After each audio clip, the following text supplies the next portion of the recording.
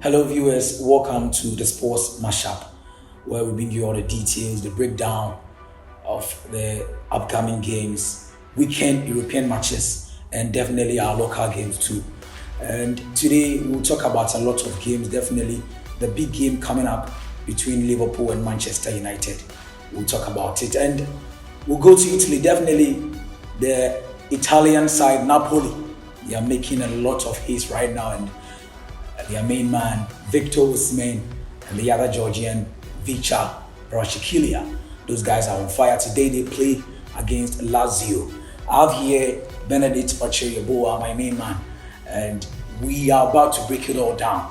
And this is the Sports Mashup live on your YouTube channel, BK Studio. So when you go on YouTube, just click on the subscribe button, like, then you leave your comment below so that we'll progress as time goes on. Everything will be, as you understand. Okay, so before that, let's talk about the Formula One. Formula One is about to kick off tomorrow, Bahrain Open. This is an event the whole world is waiting for, and the world is await the young man Max Verstappen. He's in a quest to be the fifth driver to achieve a repeat. Juan Massino, Sebastian Vettel, Lewis Hamilton, and the great Michael Schumacher and Verstappen is also looking forward to win the Formula One championship for the third time. And the whole world today, Eric Ten Hag, the coach for Manchester United, during the pre-match interview, he said he has been rooting for the guy to win for a third time in a row. So the entire Netherlands team, the entire Netherlands country is behind Max Verstappen. So that's some small gist about Formula One. And definitely basketball is still ongoing, and we are approaching the playoffs, and teams are now striving to enter the top six, not to compete for the play-in, to fight for a playoff spot. And Los Angeles Lakers, Dallas Mavericks, they have it all to fight for during the last round of games, preparing their teams for the playoffs. And we'll give you just as time goes on. In the basketball, there's the NBA, to be specific, the NBA, National Basketball Association. So, Ben, what's up? Oh, cool. Okay. It's been a while, and finally, we have a chat between me and you personally to break things down, and this is the Sports Mashup. Yeah. Okay, so let's start from Napoli. Napoli today they take on Lazio. They are on some massive fall, and the kind of gap they've given to Inter Milan, AC Milan, and the other clubs is huge. Yeah. If you look at Napoli and we are breaking the team tops down, since the arrival of Luciano Spalletti, Napoli have been through a whole number of things. There are several managers who came through Napoli, the likes of Carlo Ancelotti, the likes of Luciano Spalletti has been on, and you can check the number of players who went out of Napoli, who were transferred out of the club, and they brought in new signings, and these new signings are proving to be on top of their game. A typical example of Victor Osimhen, our African brother, who is netting week in, week out for SS Napoli, who has now, even for the past few weeks now, he has won the Italian Serie A Player of the Month for at least 2 or 3 occasions. And you could know that Napoli are on the rampage of winning their third title in about 33 years now. I know how things are going. I don't think the likes of Inter Milan, who are not having consistency in their form, I think it will go all the way to Napoli becoming the champion. And even when it comes to Europe too, they are playing, because even in the UEFA Champions League, they went away to beat Frankfurt at the Commerzbank Arena, and they are waiting Frankfurt for the reverse feature. And when it comes to the Italian Serie A, the likes of AC Milan, Inter Milan, who have won the Champions League, and Juventus as well, Napoli, I think, might be the next team to surprise the whole world. They can even go into the semi-final or fight for their semi-final spots. It's a great season for them. And Luciano Spalletti too, looking at how you have combined the players together, looking at how King Ninja is bringing the best out of some of the young chaps in the team, likes of Kvaratskhelia, as you mentioned earlier on, and Victor Osimhen. They are combined. If you look at the trio or the trio in Europe, You can talk about Hurricane and Son Heung-min. You can talk about Luka Jovic and his former teammates when they were in Frankfurt. You can talk about Benzema and Cristiano Ronaldo. We can talk about Victor Osimhen and Kvaratskhelia, because look at the goals in between these two. Kvaratskhelia sitting up with Victor Osimhen when Victor Osimhen is scoring, and Victor Osimhen too was assisting Kvaratskhelia, and it's a whole number of things. And you look at there is unity in the camp when they are playing. You see cohesion among these two, or among the guys when they are playing. I think they will go all out and win the Serie A this season. And when you talk about the Champions League too, they might need an extra experience or an extra effort to reach to the latter stages of the competition. You've seen teams like Villarreal and Unai Emery who went to the semi-final. We've seen teams like Erik ten Hag's Ajax when they went to the semi-final. So I think if Napoli are able to get their feet on the ground, they will be able to finish maybe in the final 4 of the UEFA Champions League this season. Okay, so Napoli, an impressive season for Luciano Spalletti, and they take on Lazio, the Biancocelesti, today at the Stadio Diego Armando Maradona in Naples. An incredible game, Maurizio Sarri versus Luciano Spalletti. And we go into the weekend with a super clash, the Northwest Derby, the derby that matters, the game that really matters, the true rivals, Manchester United versus Liverpool, Merseyside, Anfield. And earlier today, Jurgen Klopp said he's so much concerned with United's form. As a Liverpool coach, you are not supposed to be happy when something good is going on at Manchester United, but he can't afford not to talk about Marcus Rashford. The guy is red hot. Yes, Jurgen Klopp is absolutely right. You know, even in seasons back, when Liverpool were on red hot form, when they came to Old Trafford, in the first half they dismantled Manchester United. This United lost by 5. Yes. This time around, United are in a red hot form. And I think the way United is going to approach this game, because they know if they are able to take this amount of points, or they are to beat this kind of opponent, and they will be edging closer and closer to chasing Arsenal and to chasing Manchester. So do you think United are in the league? I still, competing for the league. Yeah, I still think United are still in the league, because we can't count them out. Even when you talk about United, they are one of the big clubs and they are the biggest club in English football, winning the league on so number of occasions 20 times. And you know, when it comes to winning the league, they have the mentality. And they have other guys who can combine. On normal day, you know, Marcus Rashford, you know, they have guys like Carlos Casemiro, Rafael Varane. They have played to the highest level. Bruno Fernandes. If you talk about Carlos Casemiro, you talk about Rafael Varane, they've played to the highest level in La Liga and even the UEFA Champions League. And it shows whenever they are even playing the Europa League games, how they bring about the best, how they're able to give the team morale to bring the best out of them. And I think it will be a difficult game for Liverpool, because Liverpool have a worst and they have woes in defending. Though they have impressive results, they won at Newcastle, they won against Everton, and they won against the likes of Wanderers. And I don't think this will be an easy game for them, because looking at the attacking or the front men of Marcus Rashford, Jadon Sancho, and even the likes of Alexander Garnacho and Anthony, they are on red hot form. You don't gamble on them. If you're able to or if you are making mistakes against this front man, I think they will pay you, or they will punish you. Okay. And looking at how things are going, I think it will be a very, very difficult game. But look at how mistakes that Liverpool make. I've already said on every platform that I say Liverpool, they concede goals, easy goals, as compared to the season back when Van Dijk and Joe Matip were in the central part of the centre-back partnership, where they play out to expectation. They were conceding less goals. But as of now, you could know they conceded 3 against Wanderers at away, they conceded 3 against Brighton in the space of 1 week in the FA Cup. And you know, these are some of the things you have to take care of. And you see, most of when you go into the game, the tactical aspect is that wherever United's strength is at the left-hand side of their attack, where Marcus Rashford is being deployed, because you know Alexander Arnold will be coming forward, leaving the space behind the United attack. You can get the likes of Rashford exploiting that space that Alexander Arnold will be leaving. So I think if you look at how the game will go, United will definitely score goal in 90 minutes. I think if they're able to keep their composure, make sure they make less mistakes, I think it will be a win for Manchester United. A derby is always a derby. I mean, sometimes derbies, there is no need to talk about form. Who is on form? A derby is always a derby. But there will be games that when United were not on form, as I said earlier when starting my analysis, I said when you were not on form, they came to the Old Trafford and they wanted about 5 goals. It can be possible that this will be one of their worst defeats in the. So you think United can beat Liverpool by 5 goals? It can be possible. Oh no, you won't believe it, but because when these are kind of games. I'm a believer. I can, you know. These are kind of games that you need to keep your concentration. If you leave off the balance, nothing can destroy you, because you know United are one of the side that you can't underrate in English football. And there have been games United played against Liverpool at seasons back when they sold Luis Suarez to Barcelona.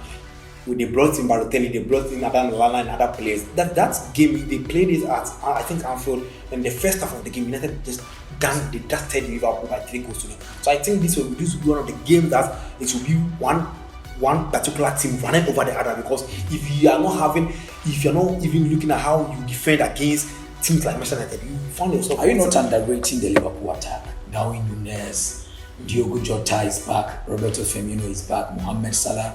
He has been scoring against Manchester United, and the other guy, Kotoko, your main man. Kotoko, since he joined Liverpool, he has not been in the Kotoko that we know, combining goals and assists in the PSV and shares. Right now, you know his form after, but he needs his teammates and other factors to be up to get to his full potential. This kind of games, you know, when you look at the Liverpool setup, you see when coaches are playing, or when they're about to play this kind of games, they look at how, or the mistakes, or they study the mistakes that Liverpool have been making. You know, just over 2 weeks ago, they conceded 5 against Real Madrid. That has been the worst defeat at their home. Conceding 5 against after scoring 2. Yeah. It shows you they have defensive lapses. And even before the game, I had a challenge and I told you that this game is going to Real Madrid all the way, because they're going to beat Liverpool at Anfield, because they know how to. They have watched Liverpool defend. You know one thing about United, since after United lost the last game against Arsenal at the Emirates, they have gone on to either draw or win their last 8 games that they played in their competitions. And you can't play against this side; they will destroy you. And even against Barcelona, you know Barcelona have conceded only 7 goals. They are the best defensive team in the La Liga. No, in the top 5 leagues in Europe. Oh, they have not been even noted, whether it is Napoli, whether it is Dortmund, whether it is Paris Saint-Germain, or even Arsenal. It's Barcelona who have conceded the least number of goals among the top 5 teams in Europe, who are ranked as the number 1 spot. So I think this game around, United were able to even score 2 past Barcelona. They scored 2 again at Old Trafford, making 4 goals again. It shows you how United attack firepower. I think it will be very difficult for Liverpool cannot sustain the United attack. Yes. Definitely. The worst thing to happen is Manchester United scoring. That's the worst. They will score a goal. They will score. Worst case scenario for United. The worst case, they will score a goal, and maybe scoring a goal will at least maybe push them through to maybe getting a draw. But if I'm taking my next, I think for United, Liverpool will win the game. United or Liverpool? Sorry. Okay. United will win the game at Anfield against Liverpool. We all need to see. Yes, indeed, United. We had massive form. We did form, Charlie. It may be easy. We tired.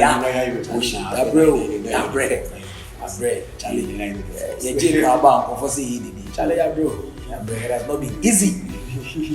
A whole number of years. You see, finally we are getting there. You see, that's one thing I talk about. You see, as comparing to the Chelsea issue, most of the Chelsea that don't get. We'll talk about Chelsea. Chelsea is playing against Leeds United. Leeds are struggling. They brought in a new coach, Javi Garcia, with the experience he had at Watford, going back to Spain, coming back, taking over at Leeds United. And Chelsea, the current situation at Chelsea, the fans are calling the head of Graham Potter, management things. Potter needs time.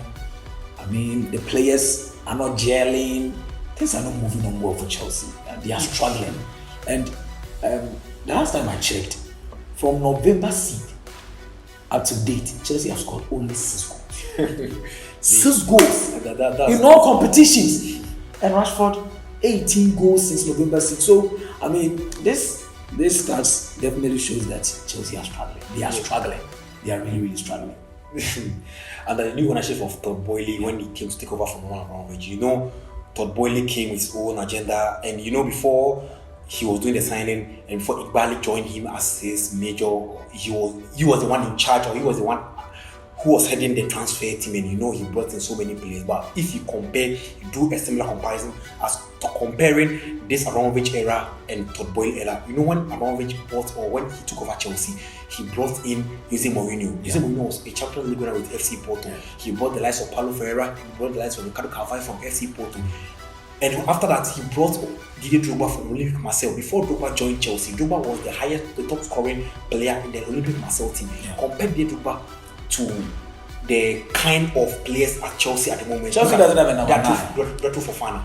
A typical number 9. You can't compare Retro Fofana to Didier Drogba. Not even to Tammy Abraham. Retro Fofana, way below. As time goes on, Mourinho went out, like he resigned, or he was sacked by Roman, and they brought in managers, and even the managers that they brought in the likes of Luis Felipe Scolari. They brought in top class managers.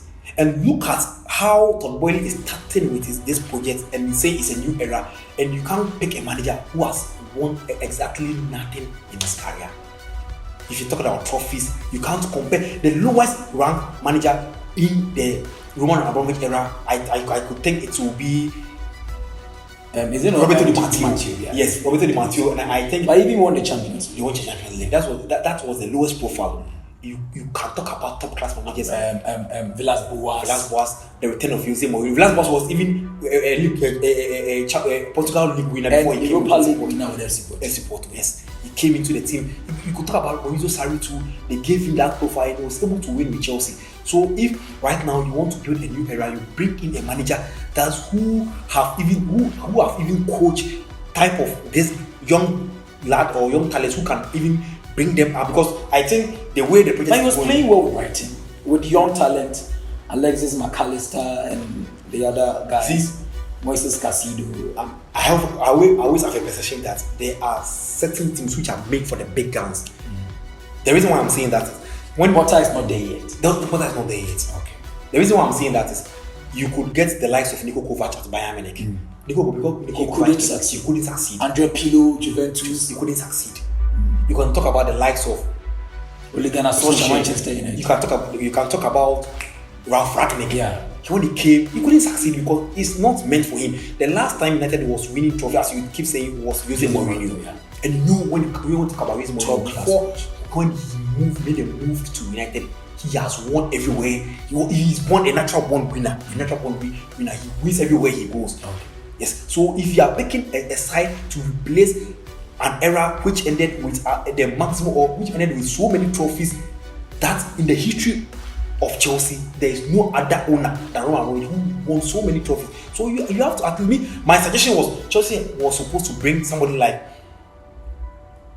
Mauricio Pochettino. Okay. Do you know why I said they are now in contact with Mauricio Pochettino to replace Bob? If it was Roman's era, Roman would have brought Mauricio Pochettino for the short term. He'll give him, we either finish top 4 or I'll sack you at the end of the season. So if you give the team to Mauricio Pochettino, you bring in this your lad.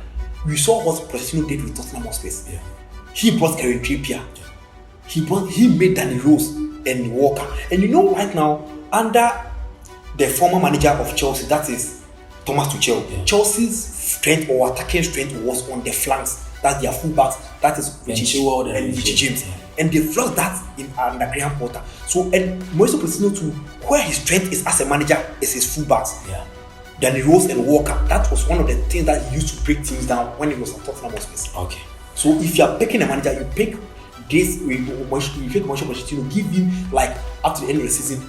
Let's try and finish in the top 4. Then you negotiate from there. And I think Mauricio Pochettino, look at where he brought Ali from. He brought Ali from Derby County, and Ali reached that height that he wants to be. Ali was from MK Dons. Yes, MK Dons. And look at how he nurtured Hurricane into the system. Hurricane becoming a golden boot winner on 3 successive occasions. He brought in Son Heung-min, and look at how he gelled these players. They were I think when Son Heung-min was in Germany, only a few people who could follow Bundesliga knew Son Heung-min. I saw Son at Hamburg. Yes. But when he came to the Premier League, look at how he played after moving from Liverpool. He played. So if you need players you need a manager to bring the best out of what you played. It is not Graham Potter. It's not Graham Potter. Okay. The answer is not Graham Potter. Okay. Interesting days ahead. Chelsea will be playing against Leeds United, and we have an interesting game too. coming up, AS Roma, they will be missing the services of their coach.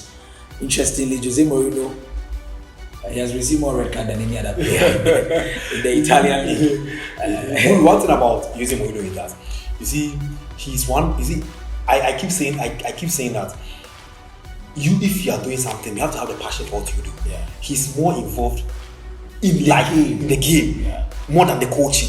He runs his emotions on the pitch. He's not just being the manager of the side or being paid at what he do, but he wants to win. That is his mentality. That's what he has created for himself.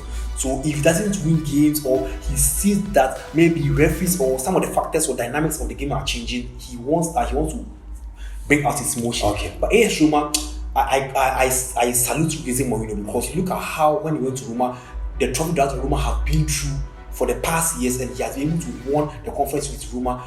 And after that, he has been doing so many things for Roma, bringing Paulo Dybala from Juventus on a free transfer. And you see how he has brought Paulo Dybala. Look at the stats Paulo Dybala is producing for AS Roma. At least in 3 games, he's been able to score or assist for Juventus. And he's been combining all these players, bringing Tammy Abraham. Look at how Tammy Abraham has now become somebody that he's been scoring after moving from Chelsea. And I know it's very good. Yeah, and I trust Jose Mourinho even to at least go to the Europa League semi-final. Okay. Yes, because I know when it comes to Europe, he's one of the managers that you can't play down his experience, and when it comes to his work ethics and other things. Juventus will be visiting the Estadio Olimpico this weekend, and Paulo Dybala will be facing his former club, AS Roma versus Juventus.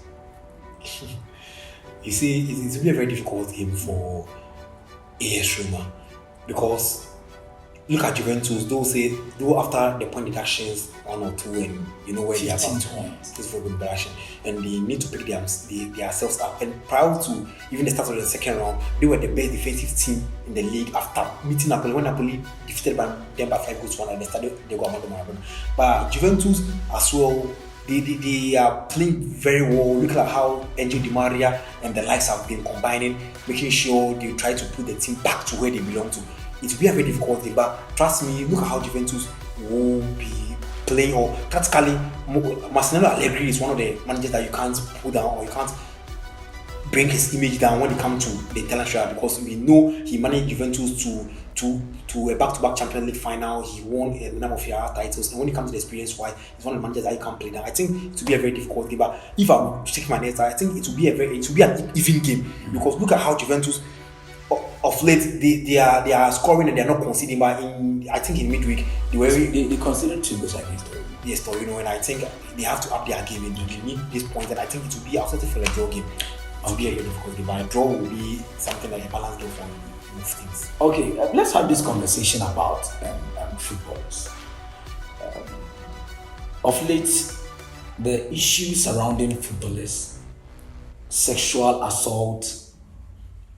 Just now, about some few minutes ago, Ashraf Hakimi has been accused of sexual assault. And we are still talking about Benjamin Mendy. Mason Greenwood just came out of his own issue. Dani Alves is still in cell. Everything is about rape, sexual assault. Is it a planned thing? Something that maybe the ladies are doing just to take something from the players, or the players are really involving themselves in that act? It falls in 2 dimensions. You know, there are cases that happen.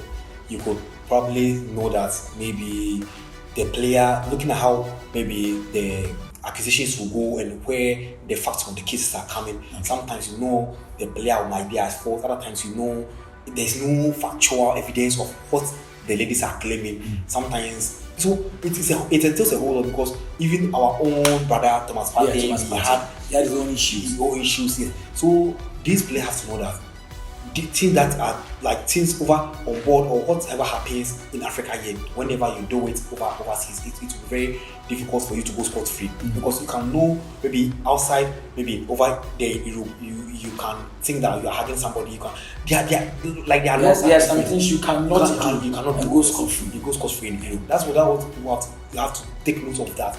And you know, even their own people, their own guys who are from Europe, they have been accusing the women have been accusing them of rape. So how much more you are an African, the dark-skinned person? So you have but Hakimi is not a dark-skinned person. But Yes. I think of late there has been players have been into such situation before. The fact of the case is that they said the lady is not doesn't want to give out the evidences. Yes, of the case. she says she's not filing a complaint. She's just reporting the case that she has been raped by Hakimi. But I think in another way around too, if he is not willing to file an official complaint, it might be an indent on the player's image, because Achraf Hakimi is, when it comes to the African context, one of the biggest players or the biggest chaps we have on playing on the European scene. And if you're able to tell me that somebody wants to do something with you in bar, you are just saying it or voicing it as you are not filing any official complaint. It's an indent on the player's image, and I think it's not fair. Okay. So if only that there's no official complaint about Hakimi doing this thing, I think Hakimi himself has to take the matter up and fight and see in the game, because even in Cristiano Ronaldo's matter, I think the way back in 2010, he had an issue, and just recently there are lawyers filed for defamation of how the lady, when the case were ongoing, they knew what all the accusations or the evidence that the lady were bringing was false. So right now, damages have been given to the lady to pay as a compensation to Cristiano Ronaldo for defaming him. Okay. So I think these are some of the things that the players have to take it on. Unlike that, those issues will continue. This matter continue to arise as a result of the players maybe having one or two issues or having one or two contacts with those ladies. Okay, a few minutes. Let's touch on this one. Messi was all over the internet, spending 175,000 euros on iPhones, 35 for the Argentina squad and staff. Every single player, iPhone 14. For winning the FIFA World Cup. I don't know if it was a promise, but it came as a surprise, and all the players are happy. Everyone is happy, especially the technical team. And Leo Messi, gold to be specific, gold cover. Everything is in gold and 175,000 euros. Bro, you see, there's one thing about what Lionel Messi did. Since Lionel Messi, when it comes to football, he's won so many trophies in football. The only thing left was the FIFA World Cup. He tried that in Brazil 2014 when they met Germany in the final, and Germany defeated them in the last gap goal for Mario Götze. Yeah. And they came again in 2018 when seeing France eliminated them in the round of 16. And here they are in 2022 in Qatar when they won against France, who eliminated them 4 years back. So it probably shows you that he needed this moment. And you knew that the time that he played in 2014, there's a vast difference between the squad that he was with. So at that point, people thought that he was having a super squad built around him. Yes. Because Gonzalo Higuain, Ezekiel Lavezzi, yes. Lucas Biglia, Javier Mascherano. Yes. They were part of the squad. But this time around, when they were going, or when they started their quest to conquer the world again, people didn't give them the block chance, because look at how the player that they were coming up with, the likes of Enzo Fernandez, was somebody, though he was playing at Benfica, but he was unknown. You could talk about the likes of Alex McAllister in Brighton, even the likes of some of the Lautaro Martinez, and their central defender who is in Benfica right now, Nicolas Otamendi. Yes, these are some of the players, but people didn't even book Argentina to win the World Cup. Only a few people they were Messi fans that they know that this is the last time for Messi, so he has to do it. So, and if anytime Argentina wins a game, after the game, he congratulates his teammates. There were videos circulating where every time that they win a game, when they go to the dressing room, he congratulates, hugged all his teammates. And after they won the ultimate, he went to hug Emiliano Martinez, he hugged Angel Di Maria, he hugged some of the key players. He knew that he was at the dreamland, because so this is to say thank you. To say thank you to them. Okay. Yes, to say thank you. So. Okay. Before we end the show, we'll definitely talk about our Super League, our Super 2, our Super Clash over the weekend. It's Accra Suffolk versus Asante Kotoko. And interestingly, it is not just a league game. President's Cup, and the winner takes home 3 points, a trophy, and 50,000 Ghana cedi cash prize. And it's going to be an interesting game. Hearts of Folk today, the fans were chasing their coach out of the training ground. You have a big game to play this Sunday today, Friday, Yeah, supporters chasing are coach chasing coach out. whilst On the you are- training grounds. whilst Your opponent are training. seriously to at least try and get number one. Yes. So see, it's a very big game, and when you want to come to Ghana's version of El Clasico, that's how we take it. It's a rivalry between two biggest club in the city or in Ghana. Yeah. So if you look at how the game will go, Accra Suffolk have not been performing when it comes to the Accra Sports Stadium of late as compared to the season back. Asante Kotoko to their away form as compared to season back is not something to talk home about. But look at the recent results that both teams have had. Asante Kotoko is I think having one or two good results as compared to Accra. They won against Bichim the last time. The last time, yes, they won their last game against Bichim. They were able to beat Accra Lions. Samatex, they drew at Samatex. Comparing that to Accra Suffolk lost to Olympics in midweek. Yeah. And when you are winning, you are able to build a momentum and confidence to the subsequent game that you were able to play. And look at how things are happening in Accra Suffolk. There's no consistency. Management and supporters units are divided. Management are issuing a statement on Twitter just after. Even there was one of the supporters PRO or something. He came on radio before on Thursday morning to say that on Friday they are not allowing the manager to train with Accra Suffolk. And I don't know why the management didn't react to this. See, but thinking the thing was a joke, but this morning the thing happened. Released a press statement After the and in the press statement, yes, they stated categorically, per my understanding, I think what they were saying is that if you are a fan and you violate any law, they will make sure that the police arrest you. They will not consider any fan. Maybe men and yes, the law. I mean, everything will be in order. Nobody will be pardoned. You see, if you are a supporter, if you are nobody will be pardoned. You see, I think these are some of the things that our local league teams have to be have to take it as a priority. The security of the players, the security of the coaches, the security of some of the management staff. Because you can't tell me your coach will walk to the training session or the training ground to train the players while there's no security. So absolutely, if something uncivilized or something like that can hurt the manager has been done to the manager, you will now bring a letter. You have to provide accurate security, because all the statements that I told you, it was said on Thursday morning or yesterday on one of the biggest stations in me, and I heard it, and he said they will be going this morning. They were there. So if there was a prior notice to the management that this is going to happen on Friday morning, you just bring police or you bring security to prevent the supporters from entering there. This is not the first time something of that sort is happening. You see, we had issues where a single person sacked Drafco Lugara's training. And these are some of the things that happens in the Ghana League, that international online portals take it up and it brings the name of the league into disrepute. One of the most glamorous clubs in Ghana. Yes. Supporters are chasing the coach out of the training session. Interesting. So let's go back. Let's go on to the game. I think one thing about the Accra Suffolk and Asante Kotoko is that when these two sides meet, sometimes it's not based on form, it's based on how possible best you are able to maintain your focus. Is it all about maintaining your focus? Yes, because I know they say ways and means. The ways and means aspect is part, but this ways and means aspect, if even you people have the things in place to help you win the game and you are not mentally focused, I think one way or the other, you can just dash the goal out, because you have seen in games Kotoko has played when Sulaiman Abdullahi, the back pass. How can you focus when the players have it in mind that ways and means? The players have it in mind that maybe this is what's going to happen. You catch them, say we are one goal pair, and it will give you. So I mean, your mind is focused on that one goal. So that's the thing, is that I think if the players are playing, all the 11 players, I think not all of them have their mentality on that one goal. I think some of them might know that, this is something that we have to go out and play. It's a 3 point that we need.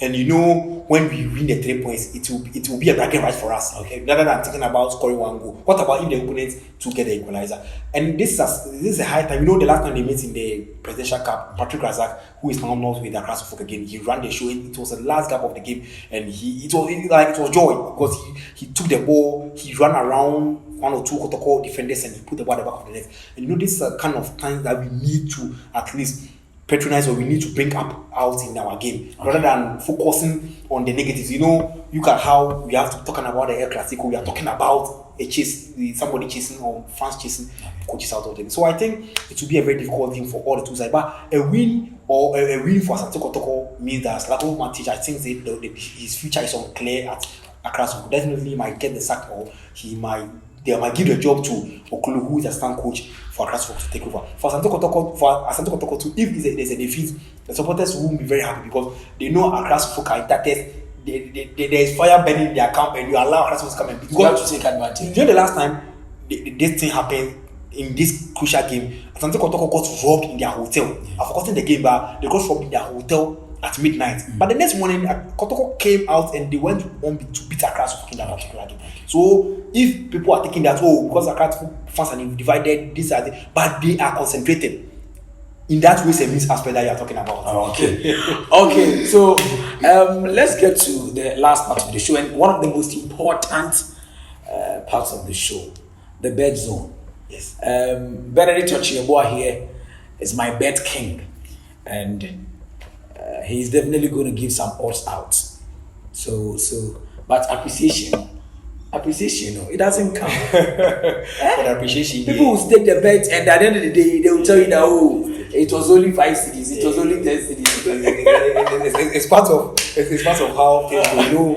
Yes, it's part of it. Okay. If you look at the weekend game, the possible, we have to pick out the possible best out that we can give it to. Possible best odds. Possible best odds. Yes, the best odds. Well, sure. Yes, sure. Best ones. You see, I'll pick the first game. I'll pick is I'll go to Germany and pick Bayern Munich. Bayern Munich against VfB Stuttgart. Stuttgart will be at home to Bayern Munich. And Bayern Munich, looking at how the table is now, Bayern Munich, Union Berlin. And Bayern Munich doesn't want to have the race among his top, those clubs. He wants to bring that gap so that he can concentrate on the Champions League and try to reach the final. So if he's going to make sure that he doesn't maintain that consistency in winning the games, I think maybe Dortmund or Union Berlin too are proving their stars elsewhere that they want to also win. Okay. So I think if you look at Dortmund too, they are proving their worth that apart from the class of 2011-2012 that Georgian club, look at how Exen Tosic, since joining Dortmund, taking over Dortmund from the under 17 side, he has done a massive job for Dortmund. But I think Bayern Munich in that game, Bayern Munich is going to win that game. Okay. Against VfB. So a win for Bayern. A win for Bayern Munich. Okay. Against VfB Stuttgart. Then I'll pick Paris Saint-Germain. Okay. Yeah, Paris Saint-Germain too. They have been up and downs for them in the last few weeks, but they stepped their feet to win the Le Classique after beating Marseille. And it was people thought that game was Marseille would have fought. Yeah, Marseille, but how they were able to beat Marseille easy, and they are playing at home. And I think it will be a win for Paris Saint-Germain. Likelihood in Kylian Mbappe to score. So a win for PSG, Mbappe to score. Yes. Okay. A win for Bayern Munich, and probably against VfB Stuttgart. Yeah, look at Manchester City. One short thing I'll say about Manchester City is that their star man, Erling Haaland, is on top form, and he's on his road to beat so many records. He's now 27 goals, and the surest bet I think for that particular game, not Manchester City win, but Erling Haaland to score anytime. Okay. It's an order of I think 170.